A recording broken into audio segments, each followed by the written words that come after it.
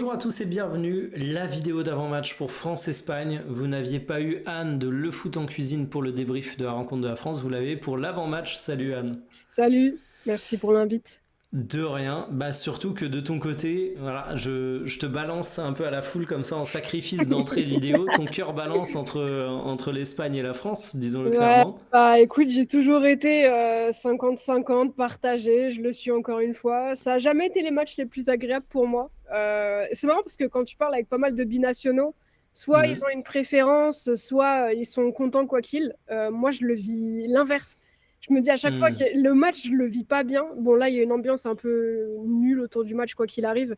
Mais même quand l'ambiance est pas délétère, je regarde ma télé, à chaque fois, il y a un but et je suis en mode et du coup, bon, bah, c'est jamais des matchs dont je Alors, profite pleinement. sache que cette position de neutralité 50-50 t'empêchera pas de passer à la guillotine quand le général Mbappé nous aura qualifiés.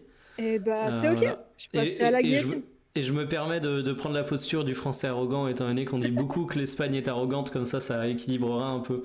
Bon, dans cette vidéo, question de vous donner un petit peu le conducteur. On va revenir déjà très très rapidement sur le match France-Maroc, sur le match Espagne-Belgique. On parlera ensuite du duel de favoris, parce que, alors je vais pas le cacher, de mon côté, c'est la partie de tableau que je préfère, mais il y a aussi un statut assez spécial pour la France, pour l'Espagne, des dynamiques dont on avait envie de vous parler. On parlera des interrogations sur les compositions. Là, à l'écran, vous voyez celles de SofaScore, mais évidemment, elles ne sont pas gravées dans la roche, il y a encore des interrogations. On parlera des clés de la rencontre et on donnera notre pronostic à la fin. Est-ce qu'on est bon, Anne? Oui, tout bon. Petite interlude dans la vidéo avec Anne pour vous dire que la vidéo est sponsorisée par Winamax qui vous propose une offre exceptionnelle pour ce France-Espagne. La cote de la France se qualifie face à l'Espagne est multipliée par 10, une cote à 16,60. Vous pouvez y accéder avec le lien en description. C'est pour les nouveaux joueurs, c'est un bonus en free bet, c'est évidemment pour les majeurs, mais ça vous donne la France à 16,60. Une cote absolument exceptionnelle. On vous donnera nos pronostics à la fin de la vidéo. Vous verrez si ça va en ce sens, le lien en description. Eh ben écoute, je te propose déjà de nous toucher un petit mot de France-Maroc parce que moi je l'avais débriefé à chaud. Je faisais les débriefs des matchs de l'équipe de France avec toi, mais là on n'a pas eu ton avis dessus. Qu'est-ce que tu as pensé de ce 2-0, but de Dembélé, but de Mbappé, aucun but marocain? De mon côté, pas énormément à en dire. Un match maîtrisé de A Ouais. à Z. Déçu du Maroc, je pense que à la fois la France a su les maîtriser et les annihiler un petit peu. Et je Mhm. trouve que aussi eux de leur côté n'ont pas été à leur meilleur niveau comme ils avaient pu l'être jusqu'à présent. Je trouve que les interrogations qu'on avait eues, notamment contre le Canada, bah, elles se sont énormément avérées vraies. Et malheureusement, leurs forces, on les a pas vraiment vues. Donc j'ai été un petit peu déçue, pas que la France passe évidemment, Oui. mais vis-à-vis du fait que j'avais énormément de questions vis-à-vis de la France. Et je m'attendais à une réponse avec ce match-là, avant la demi-finale. Et j'étais déçue de ne pas avoir cette réponse, parce que c'est le match que j'attendais pour m'aiguiller un petit peu. Donc sinon, à part ça, pas grand-chose à en dire. Hein. Match maîtrisé, encore une fois. Tu n'as pas souffert. À aucun moment, tu as été en danger. Tu as maîtrisé la seconde mi-temps comme il fallait. Donc Je, voilà. je me marrais au moment où tu parlais du gros match, c'était un peu la même. Moi, je sais plus quand je l'avais dit, mais j'avais des tweets en signé où des gens disaient au premier gros match de la France, au premier gros adversaire, ils vont sauter, tu vois. Et j'attendais ce match pour dire ah ben non, vous voyez, gros adversaire, gros match, la France a pas sauté. Et ouais, je suis un peu comme toi, c'est que je m'attendais vraiment à une adversité très très grande pour la France. Et je trouve que le Maroc a pas forcément été à la hauteur de mes attentes perso. Donc je suis Tu as fait d'accord. un petit remake 2022, en fait, où tu as vu ce Maroc. Moi, j'avais l'impression de voir un Maroc, Hmm. je vais pas dire complexé, c'est pas du tout le bon mot, mais un petit peu timide, un petit peu petit pousset, là où j'attendais qu'ils prennent un vrai pas vers l'avant et qu'ils s'affirment plus. Et ça, je l'ai pas vu.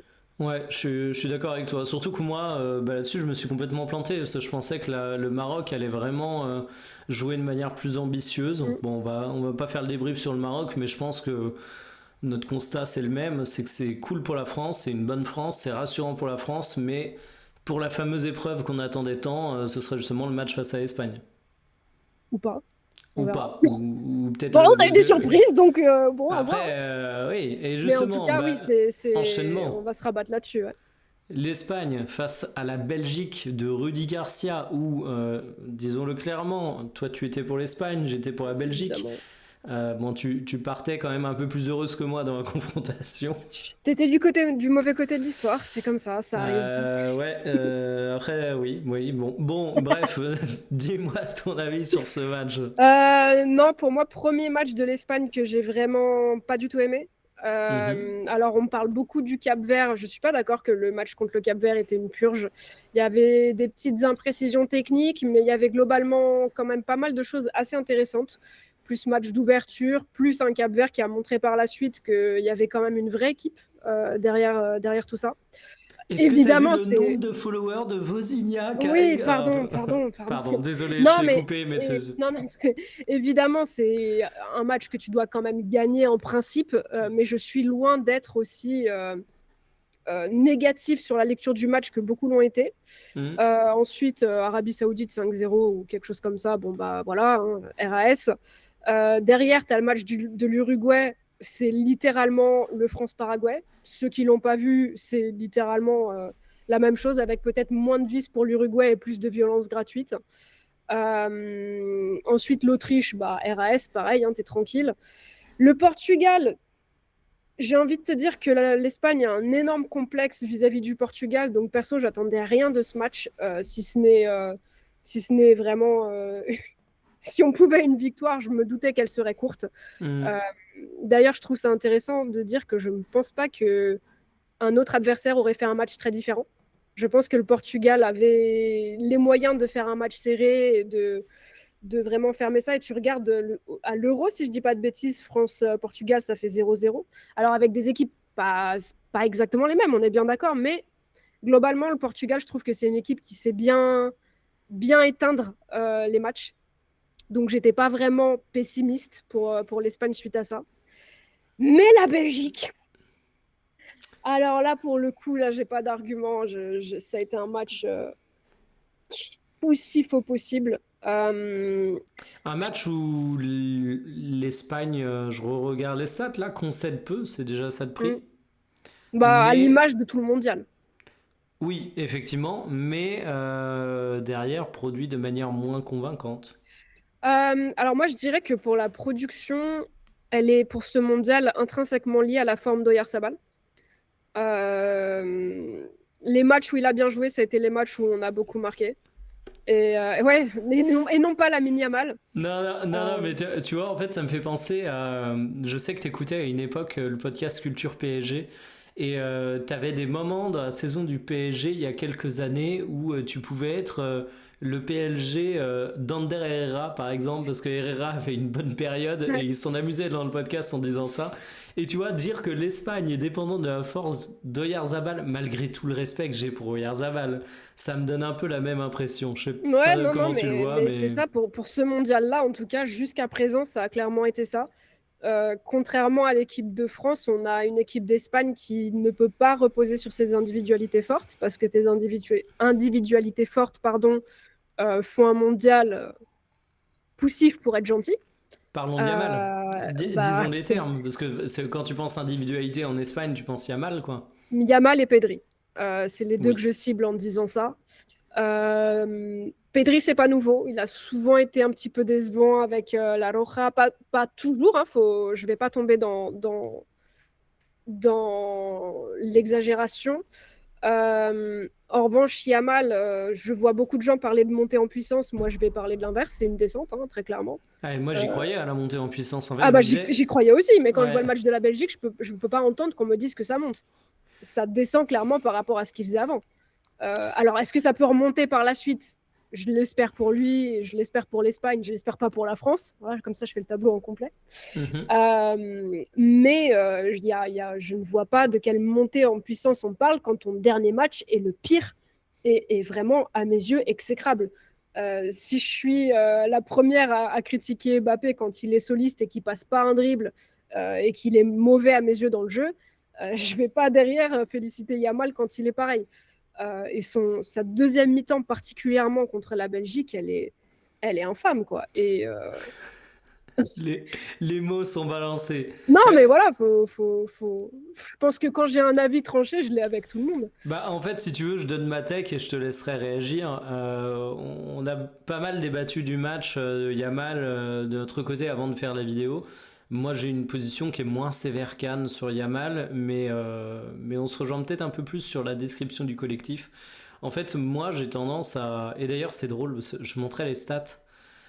Si tu regardes juste les stats, si tu regardes juste les graphiques de passes, de dribble et tout, t'as l'impression qu'Yamal a fait un bon match. Alors, je vais pas dire qu'il fait un bon match. Je te rassure, ne m'assassine pas. En Non, fait, pour... chacun son avis, hein. Oui, pour moi, Yamal fait un match qui est très moyen. Je sais que je t'avais dit que pour moi, c'était un match qui valait 4-5 sur 10 et je sais que toi, t'es plus sévère. Mais là Tu où m'as moi, même dit 5-6, je crois.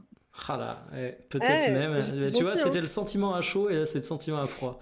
Mais en fait, pour moi, le vrai sujet autour de Yamal du côté de l'Espagne, c'est que c'est un joueur qui a été beaucoup, beaucoup recherché. Il touche 80 ballons au cours de la rencontre. J'avais pas regardé la stat des ballons touchés. Mais en fait, ça a beaucoup penché de son côté. Ça l'a beaucoup recherché. Ça a été le relais systématique qui a été utilisé pour essayer de créer des décalages. Forcément, quand tu as un joueur qui est utilisé comme relais systématique, il va avoir des occasions de dribbler, il va avoir des occasions de passer, il va avoir de quoi même faire une belle vidéo YouTube highlights où tu as l'impression qu'il a sorti une prestation absolument phénoménale. Mais la réalité, c'est que j'ai trouvé qu'il avait effectivement du déchet, que parfois ça jouait un peu trop sur lui, que ça forçait un peu trop sur Ouais. lui, et que du coup, si je le trouve pas cataclysmique, je trouve que ça a eu des impacts vraiment très très forts et négatifs sur l'Espagne. Donc moi, ce qui m'a attristé, c'est non seulement le match de Yamal, mais peut-être le fait que, bah ouais, sur le côté, t'avais Baena, mais tu te rends compte que Baena, il va jamais porter l'équipe comme t'espères que Yamal le fasse. Du coup, tu vas beaucoup, beaucoup, beaucoup rechercher Yamal, et quand ça passe pas, bah ça fait que... Aïe. Tu vois ce que je veux dire? Je pense que je me suis perdue dans ma réflexion parce que j'ai eu plusieurs réflexions en même temps. Pardon pour le Non, tunnel. non, non, Hésite pas il à n'y me a couper, aucun hein. souci, c'est moi. Comme tu le dis, on a beaucoup trop forcé côté Lamine Yamal. Je pense que quand tu vois qu'il y a un joueur qui n'est pas en réussite, c'est même pas l'aider de continuer à lui donner le ballon à H24. Ouais. T'as un Lamine Yamal qui, en fait, je dirais que sa première mi-temps a été moyenne, comme tu le dis, avec quelques éclaircies, quelques fois où il passe, mais globalement moyenne. Et la deuxième, et c'est là où je suis très sévère, et pour moi, mais ignoble, où je crois que rien ne passe en deuxième, ou peut-être une fois, mais c'est qu'on le cherche tellement que chaque offensif que tu as passe sur lui, et c'est quasiment systématiquement une perte de balle. Et bon, on va dire c'est pas la fin du monde parce qu'on récupère vite, etc. Mais ça en devient très frustrant. Très souvent, c'est pas forcément joué dans le sens du jeu. Donc la frustration pardon, vient de là. Concernant Baena, en fait, et c'est le problème aussi qu'on a avec Yamal, à voir si Nico Williams pourra rentrer un petit peu plus tôt contre la France ou quoi.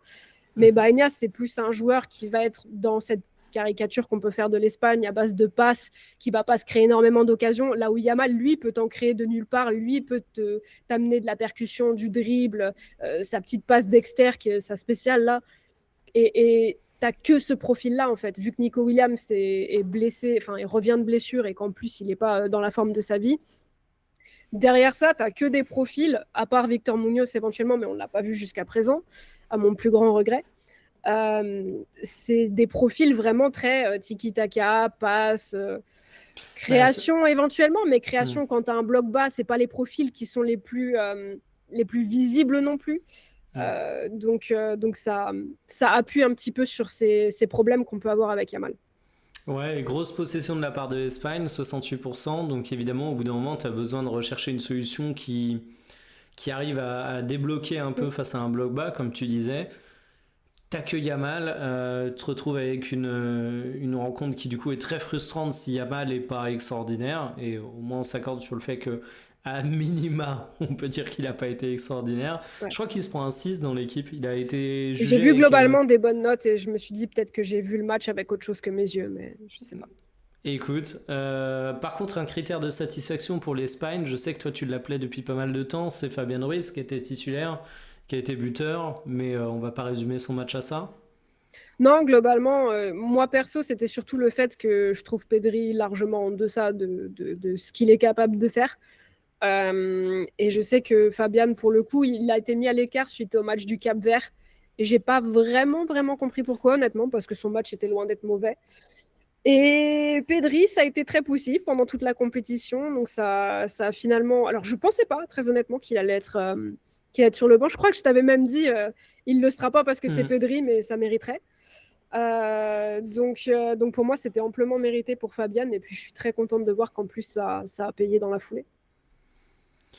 Ouais, ça a payé et moi de mon côté, je dois avouer que je suis un Pedri fanboy, je m'en suis jamais caché. Je le suis Donc aussi, malgré ce un- que je suis en train de dire. ouais, ouais, non, mais c'est pour te dire mon postulat de départ, un peu Enfin, comme fangirl du Yamal. coup. De quoi? Fangirl du coup, pas trop fanboy, mais Oui, un peu comme Yamal, je me disais, bah, ça va forcément monter en puissance, etc. Mais bah, c'est vrai que c'est pas la trajectoire que ça a suivi, c'est une décision plutôt logique de La Fuente. Et écoute, je te propose qu'on renverse un petit peu le conducteur que j'ai annoncé pour un truc tout bête. On va aller sur France-Espagne au bout d'un quart d'heure de vidéo. Il y a deux grosses interrogations de composition sur lesquelles on avait envie de revenir avant de rentrer dans les clés du match et le dur de la rencontre. C'est le désormais classique Barcola ou Doué pour la France et bah, la question en lien avec ce qu'on évoquait, Pedri ou Fabien Ruiz face à la France du côté espagnol. Deux questions que je vais te poser. Question 1, qui tu penses que De La Fuente va titulariser? Question 2, qu'est-ce que tu aimerais? Parce que c'est pas toujours les mêmes réponses. c'est très très dur comme question. Je pense Et- Pedri, je oh, pense. Je pense que Fabien a fait ce qu'il fallait pour l'être, mais ce côté, c'est la France en face. Tu vas vraiment vouloir. Je pense que ça va passer pour lui. Ce que je voudrais, je suis beaucoup moins catégorique que face à la Belgique. Hum, Parce que je pense que moi aussi, je tombe dans ce piège de vouloir les noms qui claquent et qui sont au fil de l'année peut-être plus. Moi, Fabienne, c'est un joueur que j'ai toujours défendu, mhm. mais c'est un joueur qui te saute pas aux yeux dans un match, ou du moins Ouais. moins qu'un Pedri. Et c'est là où je peux me faire un petit peu avoir avec un argumentaire que j'essaie de contrer, mais dont je suis moi-même victime. Je pense que je voudrais quand même Fabian, mais je suis très, très partagée. Je pense que j'ai envie de te dire que Pedri, dans ses moments de moins bien avec la Roja, a souvent été meilleur en sortie de banc. Alors, ça n'a pas été le cas face à la Belgique, mais historiquement. Donc, est-ce que je mise là-dessus? Après, Fabian peut aussi être un excellent super sub, tout comme Merino, pas pour les mêmes raisons, mais dans d'autres choses qu'ils apportent. Donc, quoi qu'il arrive, je ne serais pas fâchée de la décision, parce que je pense que les deux s'entendent et les deux correspondent, et on va en parler, je pense, pour la France, mais aussi à des takes et des physionomies de match différentes. Ok. Euh, D'ailleurs, je pense qu'on aura un autre sujet pour la France. J'y pensais pas en termes de compo. Je vois que sur SofaScore, ils affichent Koné titulaire avec Rabiot. Il y a le Koné de Chouamini aussi qui est un sujet. Je me place en tant qu'Espagnol. Si je voulais l'immonde victoire de la terrible Espagne, euh, je pense que je voudrais Pedri titulaire et je pense que c'est Pedri qui va être titulaire pour une raison relativement simple. C'est vrai que Pedri était bon en sortie de banc, qu'il a fait de bonnes choses dans le passé par rapport à ça quand c'est arrivé. Mais par rapport au scénario que je projette du match, donc on est sur un truc qui peut-être ne se passera jamais, je pense que Fabien Ruiz en fin de rencontre, s'il y a beaucoup de tension, peut apporter un contrôle du match qui est supérieur, une gestion de la possession que je pense que l'Espagne aura pour calmer un petit peu le jeu face à une France qui hypothétiquement a besoin de remonter un but ou essaye d'enflammer un petit peu la rencontre si ça se passe bien pour C'est l'Espagne. c'est marrant parce que j'ai exactement le même avis, mais pour des raisons complètement opposées. Ok, bah je finis, du coup Oui, je te le oui, dis. oui. Et je pense que par rapport à sa forme, Fabien Ruiz aura plus de sang-froid que Pedri.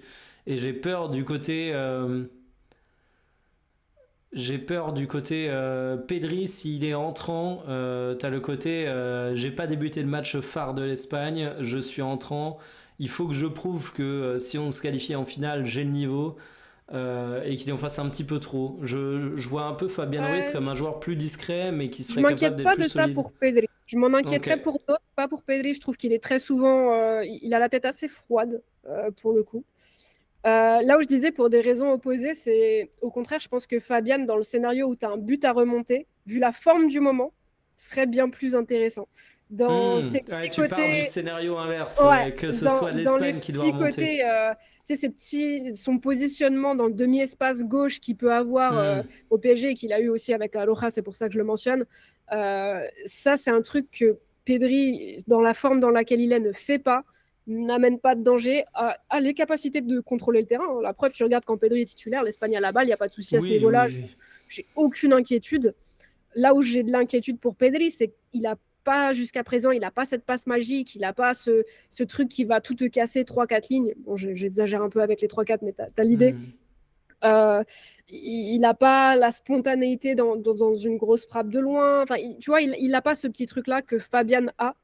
Et c'est pour ça, en ce moment, je dis bien, et c'est pour ça que Fabian, je le garderais peut-être plus dans l'option où tu dois remonter plutôt que dans l'option où tu dois défendre, alors qu'au contraire, un Pedri, dans une situation où tu dois défendre, il va te conserver le ballon, il va te faire son petit tourniquet, sa petite passe. Ça, j'ai moins de doute là-dessus.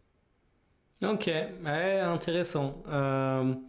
Moi, j'avoue, c'est vraiment mentalement, j'adore Fabian Ruiz en fait. Alors, non pas que je vois Pedri faillir, parce que comme tu dis, c'est un joueur qui a plutôt la tête froide, mais vraiment, à la place de Espagne, si je dois terminer le match, j'ai beaucoup plus confiance en un profil comme Fabian Ruiz. Mais j'entends ton argument. Bah, Euh, je pense que Fabian aussi est ouais, moins cramé, quoi. La blessure qu'il a aussi. eue cette saison a fait qu'il a moins joué, et je trouve que Pedri et Yamal, tu sens que les organismes ont souffert, quoi. Ben, Yamal, avant qu'on reparte dans les interrogations de composition, c'est vrai que je... Comment dire ça? Euh, En fait, c'est dur parce que alors, je vais préciser un truc. J'avais dit qu'on n'aborderait pas ce sujet, mais tu en as touché un mot très très rapide au début quand tu disais que tu étais un peu partagé entre la France et l'Espagne et tu disais que le climat était pas ouf. Et effectivement, j'ai l'impression de revivre les glorieuses heures de la rivalité France-Belgique ou de mon côté qui aime bien les deux sélections, même si contrairement à toi, j'ai pas de lien avec la Belgique comme tu as avec l'Espagne. Ne me Ça me, rends pas belge, hein. Merde. non, et je Je ne me blague, rends hein, pas belge si non jamais, plus, même si j'aurais rien contre. si Mais c'est. jamais je précise. Oui, non, mais t'inquiète. Non, non, merde, je me suis perdu nombreusement. Pardon, Oui, c'est moi. du coup, les Français ont des analyses un peu, enfin, certains à l'emporte-pièce sur l'Espagne. Je trouve que Yamal est beaucoup analysé par le prisme de oh, t'es nul durant la Coupe du Monde alors que t'ouvres ta gueule. On va pas revenir sur le fait qu'Yamal parle beaucoup ou pas. Je pense que c'est un sujet qu'on juge tous les deux pas intéressant. Mais je vois assez peu de gens en France, il y en a quand même, hein, heureusement, qui disent bah ouais, mais Yamal, au début, il était blessé, quoi. Donc, oui, en fait, même moi qui dis Yamal, il va monter en puissance, j'essaye de me rappeler que Yamal, c'est pas qu'un début de compétition où il n'est pas là mentalement, c'est juste qu'il se remet physiquement et que c'est un joueur qui est vif, c'est un joueur qui est rapide, c'est un joueur qui est dribbleur. Donc s'il n'est pas en pleine possession de ses moyens, évidemment, il est moins bon.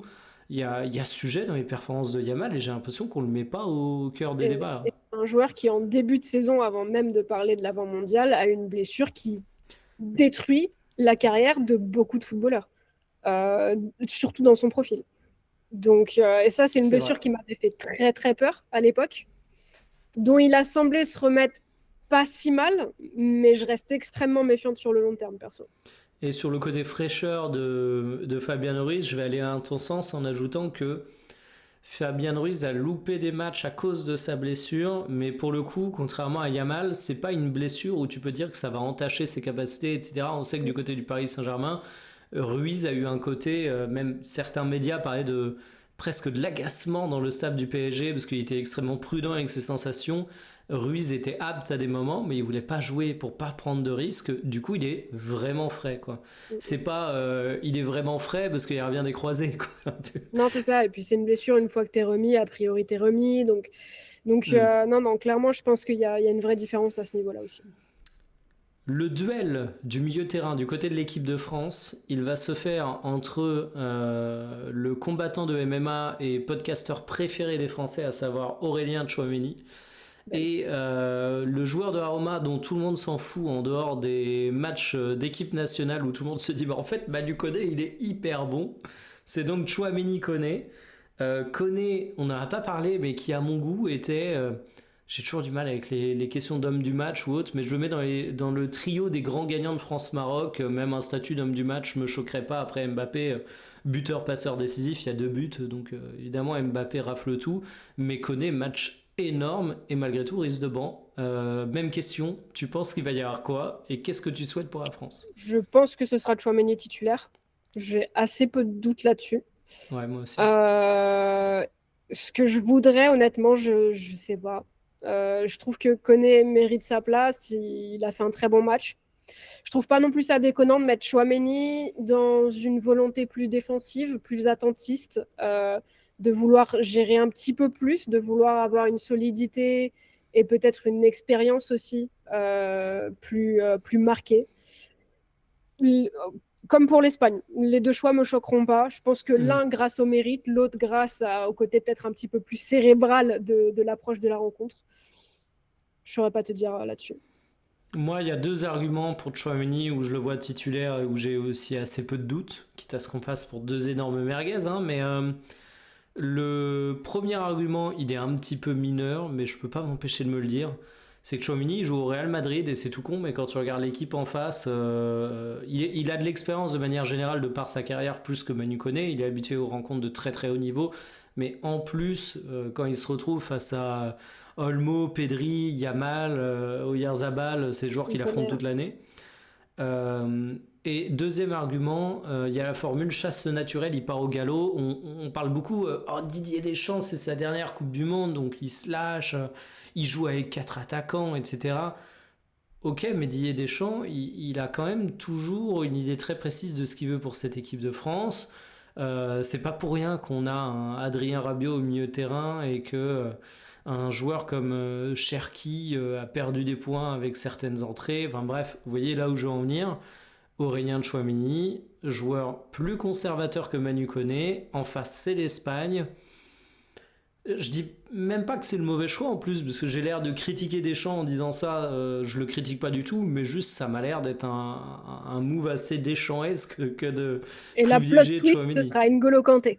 Ah là, ce serait Golo Kanté, Zahir Emery, doublette au milieu de terrain, et là on ne l'aura pas vu venir. Et tu vois, on parlait de l'argument des entrants aussi au cours de la rencontre. Koné, c'est un joueur que j'aimerais bien voir en entrant à la fin du match et dans les 2 configurations. Parce que je me dis, si tu es en train de subir, il a un volume athlétique qui peut être Ouais. intéressant. En plus Et, frais, ouais.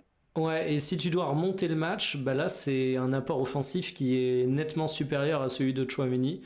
Donc en fait, dans les 2 configurations, je me dis Manu Koné, il est ok et il est très très bon entrant, plus que Chouameni. En fait, Chouameni, il y a le côté, si tu es à la 80e, que tu as besoin de remonter un but et que tu fais rentrer Aurélien Chouameni, que c'est ton option de banc numéro 1, j'ai envie de dire, Bah, dans ces cas-là, tu mises sur la grosse frappasse aux abords de la surface, quoi. ouais, mais Mais j'ai quand même un petit peu pas l'impression de sur autre devoir chose. attaquer avec un bouclier, quoi, sans vouloir le caricaturer. Et autre question pour l'équipe de France, Barcola ou Doué. Alors, je tiens à dire un truc d'ailleurs, j'ai une tech. On n'en a pas parlé, je vais te lancer, tu vas me dire ce que tu en penses. Il y a de plus en plus, sous notamment l'impulsion d'un éditorialiste très connu des grandes gueules, mais qui parle aussi de football entre deux tech réac, cette opinion comme quoi, de toute façon, Barcola ou Désiré Doué, ils se partagent le poste, peu importe qui est titulaire. Enfin, il y en a un qui jouera, sauf temps additionnel, 2 tiers de temps de plus que l'autre, qui donnera la température de la rencontre. Potentiellement, si tu as Doué qui est titulaire et que la France mène ou est menée 3-0 à la 70e, je peux pas envie de dire que tu t'en bats les steaks de l'entrant, mais tu as un peu de ça, quoi. Donc pour moi, il y a une vraie importance, on est Bien sûr. d'accord. Ouais, je suis pas fou. Non, non, non. Je pense Bah que toujours. ça fait partie des takes réac qui veulent faire réagir. À mes yeux, en tout cas, je vois Ok. ça comme ça. Bon, je pense que tu vas préférer Désiré Doué étant donné qu'il a les cheveux courts. Question de rester dans le même fil conducteur. Bien sûr, bon, le king des cheveux, c'est terrifiant. Euh, je pense que ce poste va... Alors, je ne sais pas s'il va dépendre, mais en tout cas, de mes yeux, de là, chez moi, d'extérieur, je pense qu'il dépend beaucoup de comment tu abordes la rencontre. Est-ce que tu y vas en assumant que l'Espagne va avoir le ballon et en acceptant d'être un peu plus en retrait? Et dans ces cas-là, peut-être tu y vas plus avec Barcola. Ou est-ce que au contraire, tu veux quand même essayer d'avoir un minimum de maîtrise, tu veux quand même challenger un peu l'Espagne sur son terrain, tu veux avoir les ballons, tu veux combiner. Et dans ces cas-là, je partirais de fait plus sur un Désiré Doué. Moi, je le vois vraiment comme ça. Maintenant, je pense que les deux ont les capacités d'être intéressants en rentrant. On l'a vu avec Désiré Doué qui t'offre ce penalty face au Paraguay. On l'a vu à maintes et maintes reprises cette saison avec Barcola, surtout une fois que les défenses sont fatiguées. J'ai pas besoin de décrire ce qu'il sait faire Oui. de mieux. Il n'y a rien qui me choque particulièrement, si ce n'est peut-être un petit warning sur le fait que Barcola, défense fatiguée, ça peut faire des ravages et aussi bien il peut se retrouver en 1 contre 1 et te rater l'action. Voilà, c'est le petit truc où là où je pense que la finition de Désiré Doué serait plus rassurante. Mais est-ce que tu préfères pas justement l'avoir avant? Donc, je suis sur plein de choses sur ce match. Je suis 50-50, je suis yaourt nature, voilà. Mais je pense que, voilà, en tout cas, s'il y a un truc que je peux dire, c'est que pour moi, ça dépend beaucoup de comment tu veux aborder la rencontre. Ouais, bah, en fait, je suis d'accord avec toi, parce que pour moi, la question, elle est simple, hein. Soit tu prends Désiré Doué et qui est un joueur qui peut t'apporter davantage même au milieu de terrain, qui va t'aider à moins subir face à l'Espagne, qui est évidemment, que ce soit d'ailleurs Pedri ou Fabien Ruiz, un peu équipe référence ici. Et du coup, Doué peut être précieux face à ça. Soit tu joues à fond les phases de transition et tu sais que Barcola est un atout là-dedans. Je suis un peu un 50-50 aussi là-dessus. Je vais quand même mettre ma petite piécette sur. Et encore, je suis partagé, tu vois. Je m'apprêtais à dire Didier Deschamps, conservateur, va avoir peur de se faire bouffer au milieu de terrain, donc Désiré Doué. Mais en fait, Je pense que Deschamps mettra Doué, perso. Si je ok. devais miser, je pense que c'est très serré, mais si je dois mettre une piécette, j'irais sur Doué. Parce que tu vois, je m'apprêtais à me contredire moi-même en me disant ouais, mais en même temps, si Didier Deschamps se fait dessus, il se dit qu'il aura pas la balle et il part avec un joueur de contre. Bon, dans tous les cas, moi, ce que j'ai envie de dire, vu qu'on n'arrive pas à trancher, j'ai plutôt confiance en Didier Deschamps, parce que je trouve qu'il s'est très peu planté dans ses choix. Alors ça se trouve, lors du match contre le Maroc, Barcola aurait fait une prestation absolument incroyable s'il avait été titularisé, mais face au Maroc, je trouve quand même que Doué, il a été dans l'immense majorité des bons coups, que son profil est ressorti comme étant le profil qu'il fallait à très nombreuses occasions. Donc autant on dit en France, on a autant de sélectionneurs que d'habitants, autant je peux parfois être très critique envers Deschamps, autant là j'ai envie de dire, j'ai pas de conviction profonde, à l'exception du fait que j'ai confiance dans le sélectionneur là-dessus. Ouais, et je te dirais que c'est la même chose pour moi avec De La Fuente. Mhm. Je suis d'accord sur ta take avec Deschamps et De La Fuente, pareillement jusqu'à présent, qui a fait des choix forts, notamment de mettre Pedri sur le banc. Je ne l'avais pas du tout vu venir, Oui. mais je pense que les deux sélectionneurs ont une vraie bonne idée de leur groupe et de ce que peut amener chaque individualité et gèrent vraiment assez bien, même très bien les changements. Bah écoute, on se rejoint là-dessus. Les points que tu vas regarder particulièrement au cours de la rencontre. Moi, j'ai quelques individualités, j'ai quelques éléments globaux, mais vas-y, je te laisse mettre la première pièce dans la machine, j'ai envie de te dire. Il y a tellement de questions autour de ce match pour moi. Tellement de questions. Comment la France va réagir face à normalement la meilleure adversité jusqu'à présent. On aurait Mhm. pu avoir une information face à l'Allemagne, au final ils se sont fait sortir. On a cru qu'on allait l'avoir face au Maroc, au final ça a été très en deçà. Peut-être qu'ils vont encore une fois rouler sur l'Espagne et que du coup j'aurai toujours pas de réponse à ma question, mais ça va pas m'empêcher de me la poser. Comment ils vont réagir face à un milieu de terrain dominateur? Comment est-ce que l'Espagne est capable de gérer ses transitions? Parce que l'Espagne a très très très très peu subi sur cette Coupe du Monde. Par contre, face à la Belgique, on a vu en fin de match qu'il y a eu quelques moments de panique quand même, face à une équipe qui a bien moins d'arguments offensifs que la France. Côté espagnol, là où tu vas probablement souffrir plus, comment est-ce que tu es capable de gérer cette souffrance? Et côté français, j'aurais envie de rajouter appui sur la charnière centrale. Envoie-moi des dribbleurs, percute balle au pied, tente, parce que tu as une charnière centrale qui est très, très, très habituée à faire des conneries. Et dans les moments importants. Et ça, je pense que si je suis offensive de l'équipe de France, j'essaye à 1000% de tester un petit peu dans quelle mesure je peux provoquer du carton jaune, voire du carton rouge et du péno, parce que je pense que ça peut clairement être quelque chose d'assez important dans ce match-là. Ouais, je suis d'accord. Et moi, en fait, mes grosses interrogations, euh, elles sont aussi sur comment la France va réussir à défendre. Parce que tu vois, on parlait du fait que l'Espagne avait eu assez, bon, on va dire, quelques doutes face à des contres de la Belgique qui n'avaient pas les armes offensives de la France. Moi, je me dis un peu la même chose pour la France, dans le sens où j'ai pas trouvé la France d'une solidité absolument exemplaire tout au long de la compétition.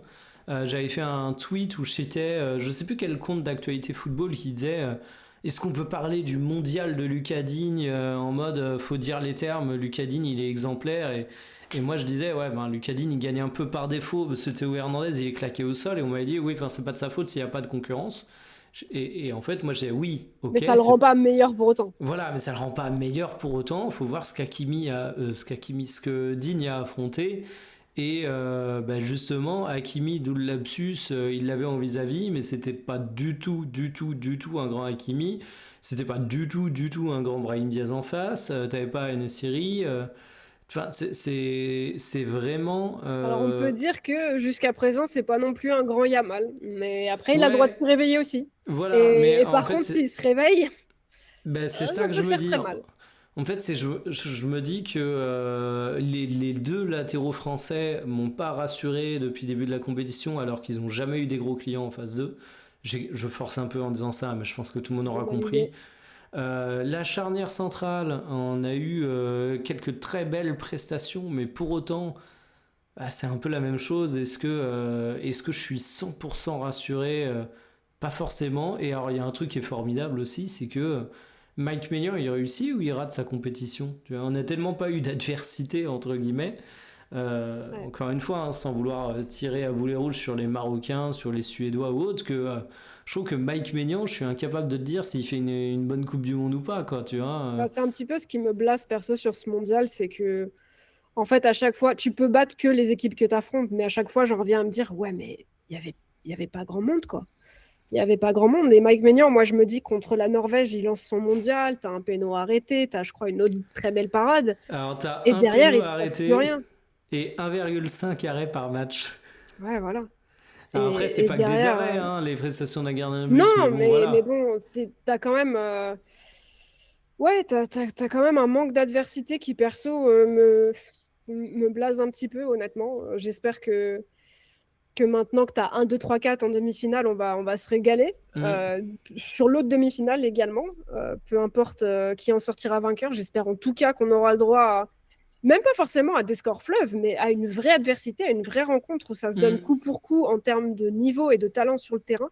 Parce que c'est vrai que jusqu'à présent, bah, bon, il y a trop peu en face, en tout cas pour l'équipe de France. Alors on va me dire, ouais, parce qu'on roule sur tout le monde, parce qu'on est trop fort, peut-être. On verra ça d'ici 2 matchs.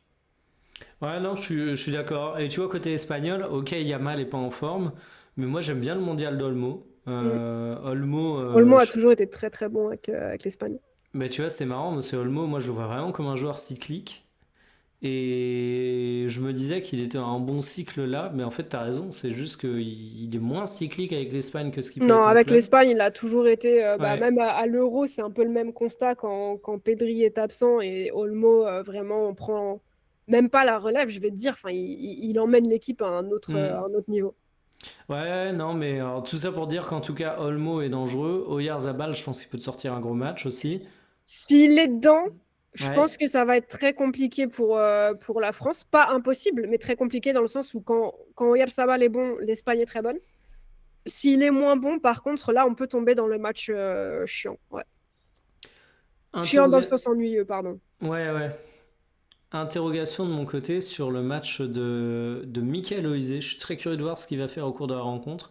Alors, pas forcément parce que j'ai des doutes en mode est-ce qu'il va être bon, est-ce qu'il va être nul, mais parce qu'en fait, que tu te retrouves face à Rodri, Pedri ou Rodri, Fabian Ruiz, je pense que le Michael Olise qui se balade tel un cueilleur de champignons sur toute la moitié adverse et qui peut faire la pluie et le beau temps, tel qu'on l'a vu à de très nombreuses reprises depuis le début de cette Coupe du Monde, Là, il va se prendre 3 tampons et il va se rendre compte que c'est pas la même en face. Alors, il s'en est pris aussi face au Paraguay, mais ce que je veux dire par là, c'est qu'au-delà des tampons, il y a de la qualité de verrouillage d'espace, il y a un contrôle des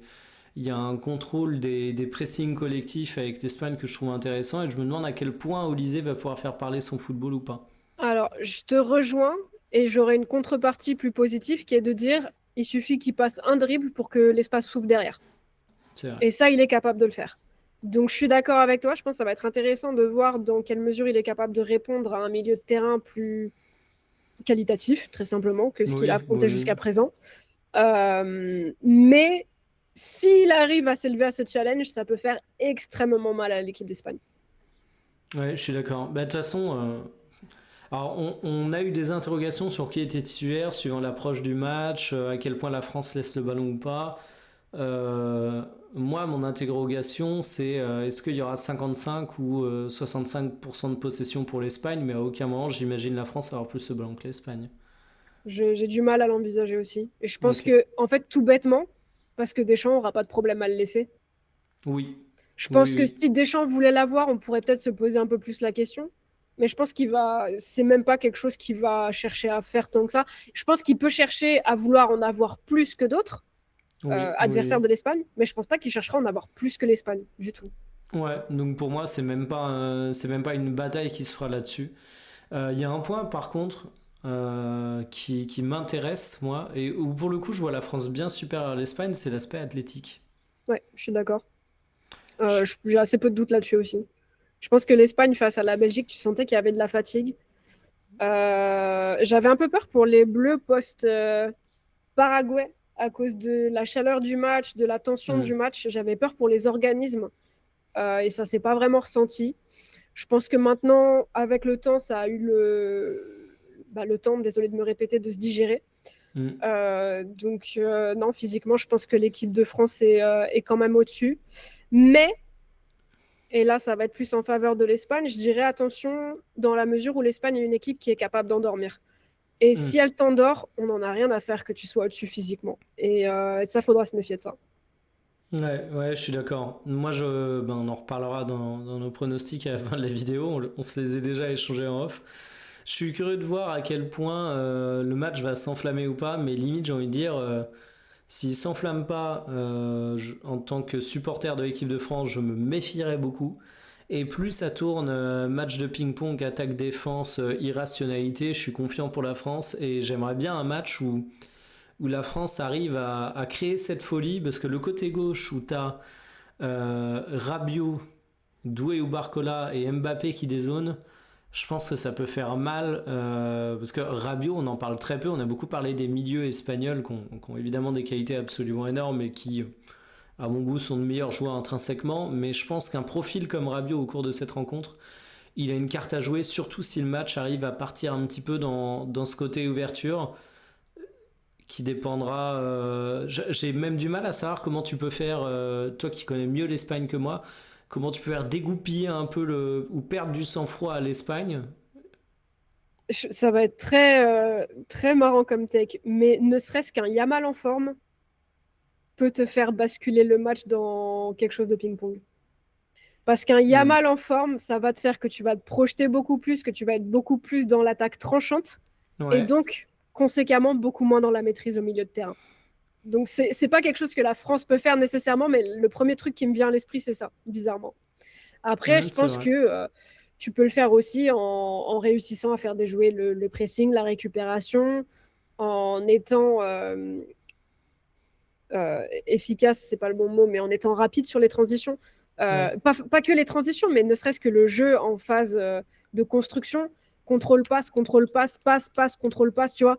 De pas être dans contrôle, touche de balle, je regarde, passe, tu vois. Et là, si tu tombes là-dedans, c'est mort en termes de Euh, rythme.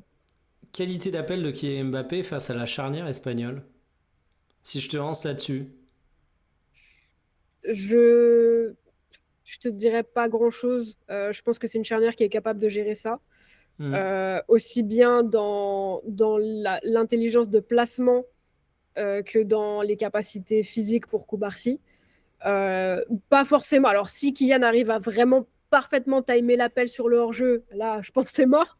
Mais ça, comme Oui, oui, n'importe oui. quel défenseur. Hein.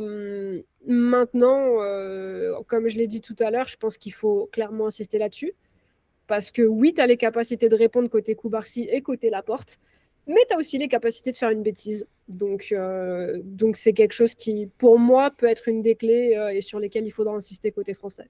Moi, si je te lançais là-dessus, c'est qu'à tort ou à raison, autant bah, tu as beaucoup insisté sur Koubarsi dans ta réponse, autant j'ai confiance en Koubarsi dans la gestion de ces situations, autant Laporte. Bah, en fait, pour moi, si je parle de lui, c'est parce que je pense que c'est lui qui va être assigné à ça. Et si tu veux jouer sur la porte, il faut que tu te mettes en situation de dézoner Koubarsi ailleurs, parce que sinon, dans la gestion de la profondeur, c'est à lui qu'on va demander, tu vois, de gérer ça. Mais là où ça va être intéressant, c'est que tu sais qu'en France, des attaquants qui peuvent prendre la profondeur, t'en as au final pas mal, tu Ah, vois. bien sûr. Mais tu me posais la question pour Kylian. Du coup, j'étais axé Bah, en là-dessus. fait, c'est que je me disais, je suis jamais à l'abri de te lancer sur une petite texte sur Kylian, mais Ah, en vrai, tu voulais du sang dans les commentaires, non, toi. non, alors qu'en vrai, en plus, je pense que Kylian n'en a pas grand-chose à dire depuis son match face au Sénégal, qui était un peu plus partagé. Il est absolument exemplaire. Ok, est-ce que tu as des points qu'on n'a pas évoqués et qui te paraissent importants? Non, je pense qu'on a été assez complet. Euh, que le meilleur gagne. Hein. Écoute, avant qu'on donne notre petit pronostic, je vais te lancer sur la question de merde.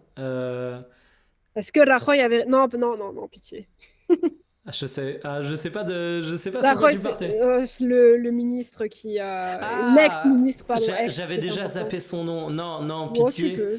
Tu peux. Ouais, je vais le rezapper très très vite. Non, non, j'allais te lancer sur duel de favoris. Oui. Plutôt qu'effectivement dire que. Mais alors attends, je sais plus quel tweetos avait sorti une tech sur Twitter en disant que le super pouvoir de cette équipe de France, c'était de révéler tous les tocards chez nos adversaires. Je trouvais la formule formidable, tu vois. Genre, si jamais la France a la chance de se qualifier en finale, on va découvrir de nouveaux tocards dans la classe politique, soit anglaise, soit argentine. Alors, je te rassure, côté espagnol, on ne découvre pas le tocard. Hein. On Je était bien au t'avoue que... courant. Ouais, bah oui, je m'en doute. Mais je t'avoue qu'ayant pas spécialement suivi les polémiques au-delà du fait que j'ai vu la sortie et je me suis dit, ah tiens, encore un... Voilà, je vais pas aller au bout de ma pensée, mais je pense que tout le monde a compris que j'allais dire un terme pas gentil. J'ai pas creusé plus sur qui était le monsieur, enfin j'ai vu la fonction qu'il occupait, mais bref, passons. Duel de favoris. Duel de favoris, j'avais envie de lancer là-dessus parce que moi, ce que je te disais, c'est que je pense. Moi, ma partie de tableau préférée, c'est celle-ci. La France et l'Espagne, c'est deux équipes qui m'ont beaucoup fait kiffer. Je pense que beaucoup de personnes vont voir le gagnant, soit France, soit Espagne, comme le futur favori pour la finale. Ce qui m'a l'air un peu hasardeux. Je suis Qu'en d'accord. penses-tu?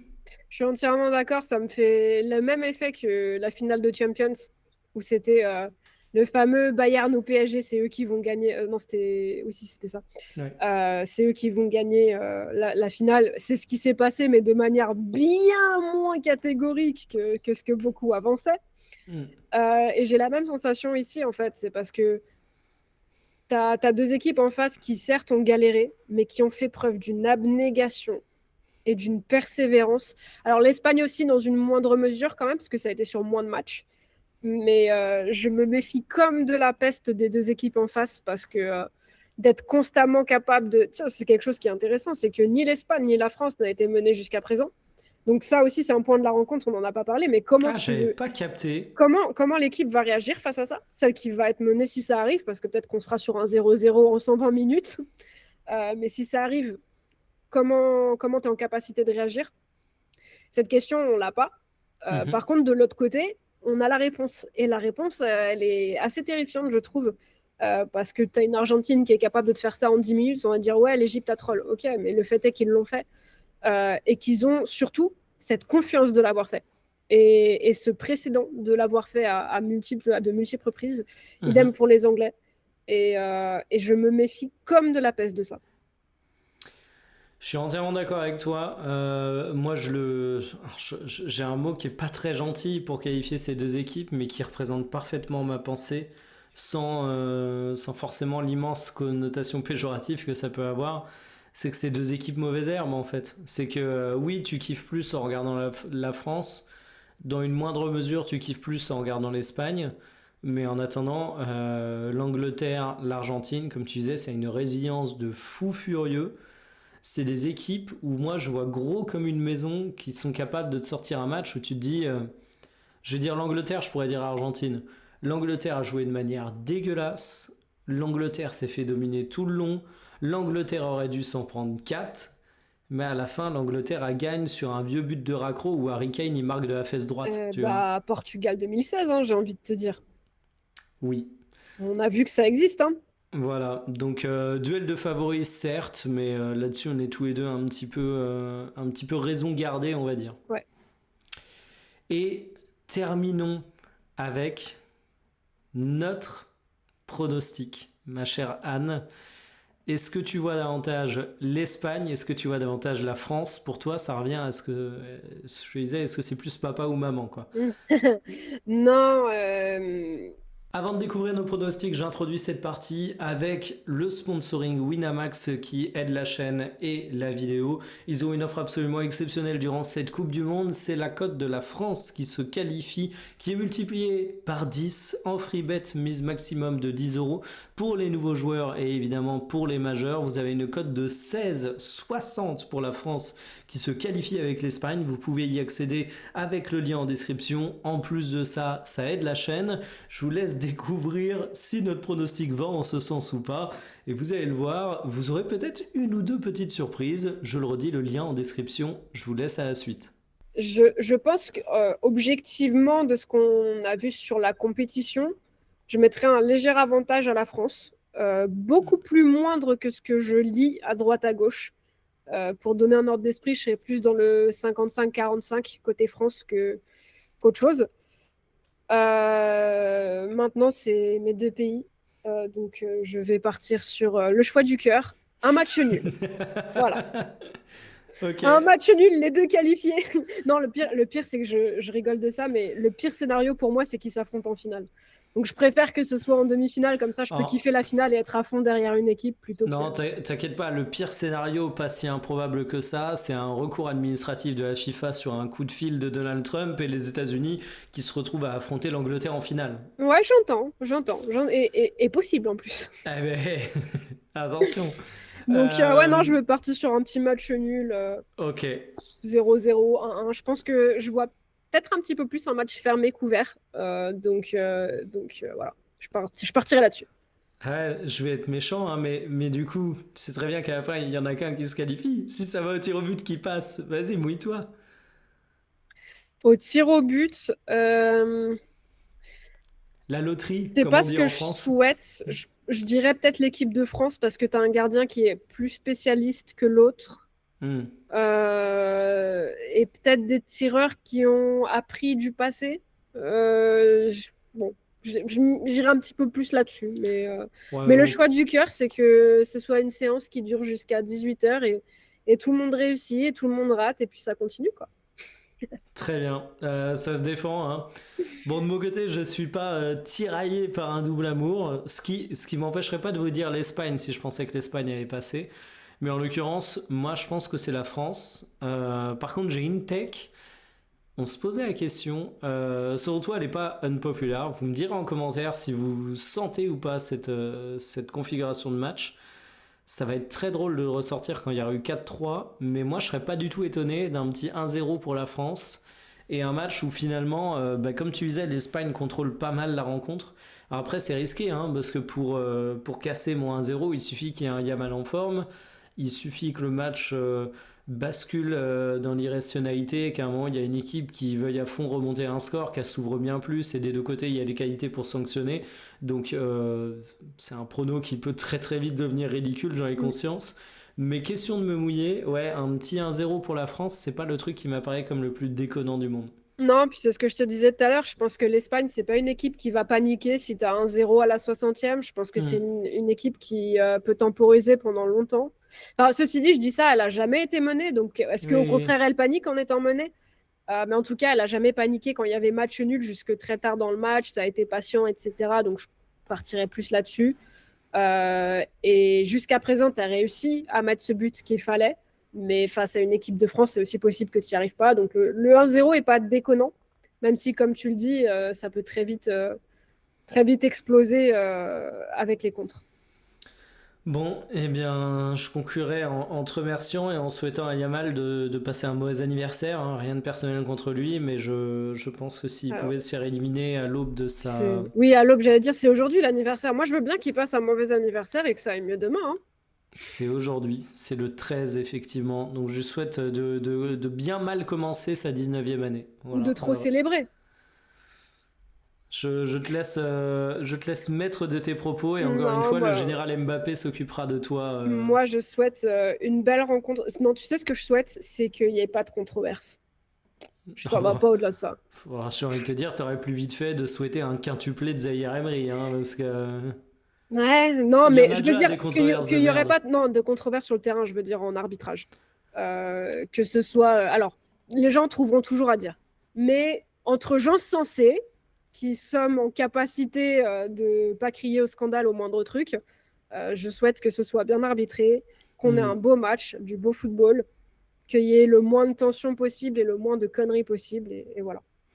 Tu viens de me Et faire checker que la le meilleur gagne. nationalité de l'arbitre, c'est dire à quel point les débats sont en train de me parasiter la C'est tête. c'est un mec du Salvador, non? Ouais, c'est Ivan Barton du Salvador qui est un pays allié de l'Argentine, on le sait tous. Non, non, je Eh sais. bah, ça parle espagnol, hein, donc forcément c'est truqué. Ouais, voilà. Bah écoute, sur ces bonnes paroles, on va terminer là. Je te remercie pour la vidéo d'avant-match et puis bon match à tout le monde et en vrai, bah, que le meilleur gagne. Je pense qu'on va finir là-dessus. Absolument. Allez, salut. Ciao, ciao.